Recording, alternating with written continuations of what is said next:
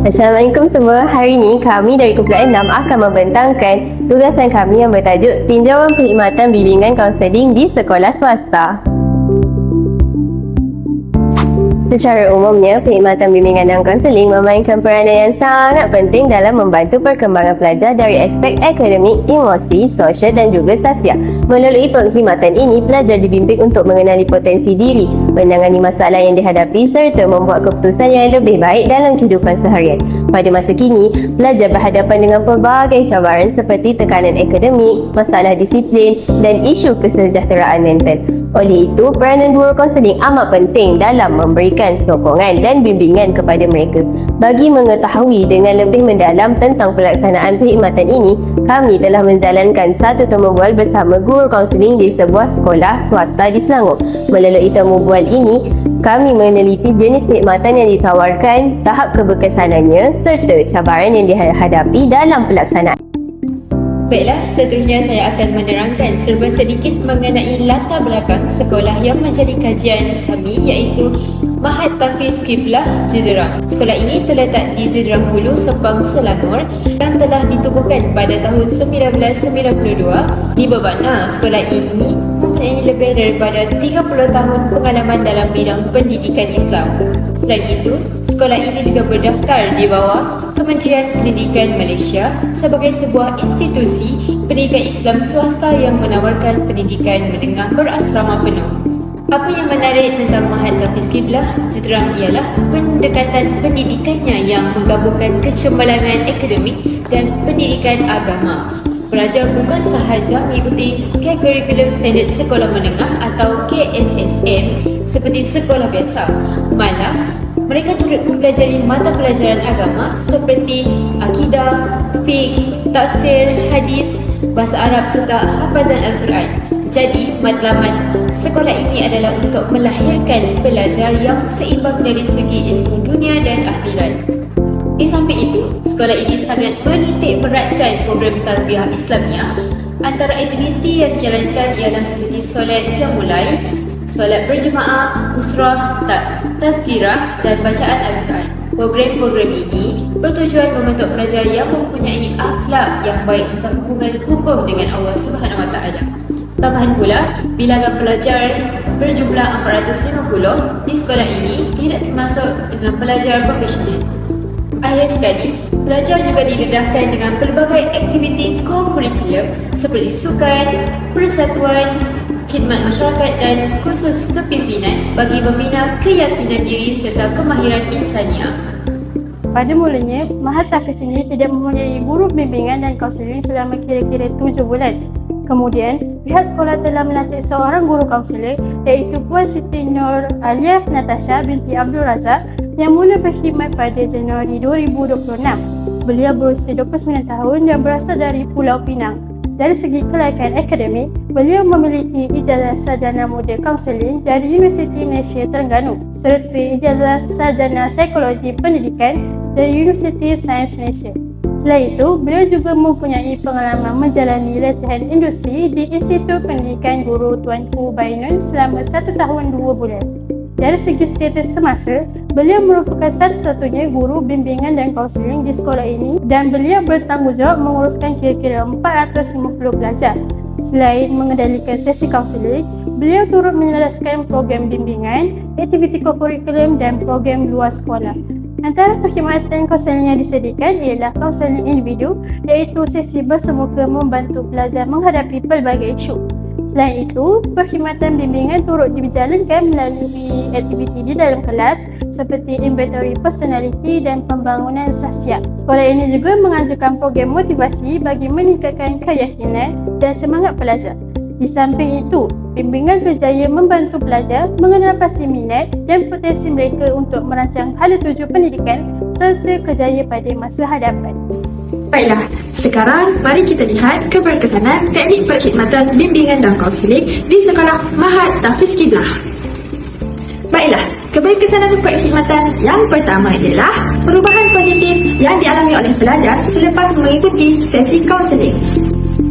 Menurut Puan Alia, iaitu guru kaunselor di sekolah tersebut, keberkesanan perkhidmatan ini dipantau melalui maklum balas daripada guru kelas dalam tempoh 2 hingga 3 minggu selepas sesi kaunseling dijalankan. Tak sangka betul, lepas sejak sesi kaunseling, banyak perubahan yang saya dapat. Sekarang saya lebih fokus belajar, lebih pandai urus masa dan lebih yakin. Bahagianya. Perubahan itu terjadi apabila saya sendiri yang bersedia untuk berubah.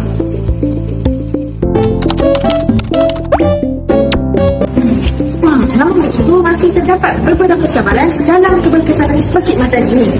Antara cabaran yang paling utama ialah terdapatnya stigma negatif dalam kalangan pelajar sendiri. Hal ini kerana ramai pelajar masih beranggap bahawa bilik kaunseling ialah bilik untuk budak-budak yang bermasalah sahaja.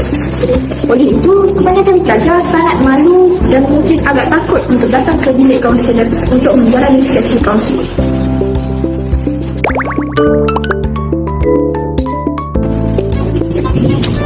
Banyak ni ada orang. Macam mana kaunselor sebenarnya buat? Ha? 39% orang pelajar sendiri. Lepas tu, pada nak minta duit PKP, data kurang macam mana? Program semua kena buat sendiri je ni. Kawan-kawan, berdasarkan video tadi, antara cabaran lainnya ialah kekurangan tenaga kerja dan kekurangan dana serta sokongan daripada pihak pentadbiran sekolah. Seterusnya, kita pergi kepada kekuatan perkhidmatan kaunseling. Yang pertama sekali adalah meningkatkan disiplin pelajar, di mana selepas kaunselor melakukan sesi bimbingan dan kaunseling, guru-guru terutamanya guru kelas memberi maklum balas yang sangat baik di mana sesi bimbingan tersebut membantu memperbaiki tingkah laku dan meningkatkan kehadiran pelajar ke kelas. Yang kedua adalah hubungan kaunselor yang baik. Sikap kaunselor yang ramah, mesra dan bertanggungjawab membina kepercayaan kepada pelajar untuk berkongsi masalah dan menjaga kerahsiaan masalah pelajar. Seterusnya adalah kelemahan perkhidmatan kaunseling. Yang pertama, beban tugas kaunselor. Seorang kaunselor mengendalikan sampai 450 pelajar, menyebabkan kaunselor mengambil masa untuk melakukan sesi bimbingan di dalam dan di luar kelas di samping menyelesaikan pelbagai lagi tugasan. Yang kedua, kekangan pelaksanaan program. Jadual sekolah yang padat menghadkan pelaksanaan program kaunseling kepada pelajar. Dan yang ketiga, pengurusan bilik kaunseling. Bilik kaunseling perlu sentiasa mengikut garis panduan agar lebih kondusif dan mengikut garis panduan yang sepatutnya, seperti ruang menunggu, bilik kaunseling individu, bilik kaunseling kumpulan, ruang pentadbiran dan sudut kerjaya. Perkhidmatan bimbingan dan kaunseling di Mahat Tafiz Qiblah Jendera mempunyai beberapa peluang yang boleh dimanfaatkan untuk meningkatkan keberkesanannya. Pertama, dari aspek kepakaran. Puan Alia memiliki kelayakan sarjana psikologi pendidikan serta pengalaman mengendalikan pelbagai kes termasuk kemurungan, buli dan kes berisiko tinggi. Kepakaran ini membolehkan beliau melaksanakan intervensi kaunseling yang lebih berkesan.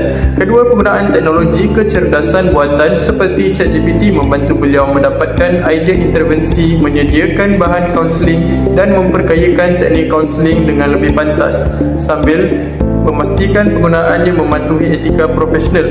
Yang ketiga, keperluan yang tinggi terhadap perkhidmatan kaunseling di sekolah ini membuka ruang untuk membangunkan sistem yang lebih mantap. Cadangan memperluaskan aktiviti bimbingan dalam bilik darjah juga dapat meningkatkan akses pelajar kepada perkhidmatan kaunseling serta mengubah persepsi bahawa kaunseling bukan hanya sahaja untuk pelajar yang bermasalah tetapi untuk pembangunan diri semua pelajar. Seterusnya, terdapat 3 ancaman utama yang dihadapi oleh perkhidmatan bimbingan dan kaunseling di Mahat Tafiz Qiblah Jendera. Pertama, beban kerja kaunselor yang tinggi apabila hanya seorang kaunselor mengendalikan kira-kira 450 orang pelajar di samping pelbagai tugas lain. Keadaan ini boleh menyebabkan keletihan profesional atau burnout serta menjejaskan kualiti perkhidmatan yang diberikan.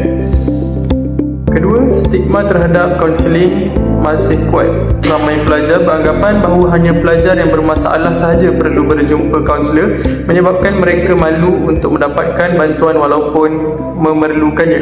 Persepsi ini turut dipengaruhi oleh sikap segelintir warga sekolah. Ketiga, sokongan institusi yang masih terhad dari segi perancangan strategi dan kemudahan fizikal. Bilik kaunseling yang kurang kondusif boleh menjejaskan keselesaan, kerahsiaan dan kepercayaan pelajar terhadap perkhidmatan kaunseling. Oleh itu, ketiga-tiga ancaman ini perlu diberi perhatian bagi memastikan perkhidmatan kaunseling dapat berfungsi dengan lebih efektif dan memenuhi keperluan pelajar. Seterusnya, kita pergi kepada cadangan penambahbaikan. Yang pertama, meningkatkan kesedaran pelajar dalam perkhidmatan kaunseling. Kaunseling itu bukan sekadar untuk pelajar yang bermasalah, malah untuk membantu pelajar dalam segi emosi, kerohanian. Yang kedua ialah memperbaikan program kaunseling dengan menjalankan program yang efektif dan interaktif. Sebagai contoh, guru kaunseling perlu menjalankan program yang efektif seperti mana program muhasabah diri dan program motivasi untuk meningkatkan percayaan diri pelajar. Cadangan penambahbaikan yang ketiga ialah membentuk kerjasama antara semua pihak. Sebagai contoh, pihak antara guru mata pelajaran, guru kaunseling dan ibu bapa juga turut memberi impak yang besar. Melalui kerjasama ini, ia dapat mencapai objektif yang lebih yang diinginkan. Seterusnya, meningkatkan perkhidmatan pelajar dalam kaunseling. Pelajar digalakkan untuk lebih terbuka dan berani mendapatkan bantuan daripada pihak kaunseling. Sebagai contoh, apa-apa masalah boleh berhubung kepada pihak kaunseling. Selain itu, kerjasama yang baik antara pelajar dan pihak kaunseling dapat memberi impak yang positif kepada pelajar itu sendiri. Guru kaunseling juga dapat memahami situasi pelajar itu dengan memberi bantuan yang pelajar itu perlu. Seperti mana memahami situasi yang dihadapi, seterusnya memberikan bantuan yang lebih bersesuaian. Kesimpulannya, cadangan penambahbaikan ini penting untuk guru kaunseling menambahbaikan apa yang perlu berubah dan yang perlu ditingkatkan untuk mencapai objektif dan memahami pelajar untuk lebih interaktif dan lebih baik. Sebagai kesimpulan, hasil temubual yang telah dijalankan menunjukkan bahawa perkhidmatan bimbingan dan kaunseling memberikan banyak manfaat kepada pelajar. Perkhidmatan ini bukan sahaja membantu pelajar menyelesaikan masalah yang dihadapi, malah turut meningkatkan motivasi, keyakinan diri dan membentuk sasiah yang lebih baik. Walaupun begitu, masih terdapat beberapa cabaran seperti kekangan masa, beban tugas guru kaunseling dan persepsi sesetengah pelajar terhadap kaunseling. Oleh sebab itu, kerjasama daripada pihak sekolah, guru, ibu bapa dan pelajar amat penting bagi memastikan perkhidmatan ini dapat dilaksanakan dengan lebih berkesan. Kami berharap hasil tinjauan ini dapat memberikan gambaran yang lebih jelas tentang kepentingan perkhidmatan bimbingan dan kaunseling serta menjadi panduan untuk menambah baik perkhidmatan ini pada masa hadapan. Sekian, itu sahaja daripada kami. Terima kasih.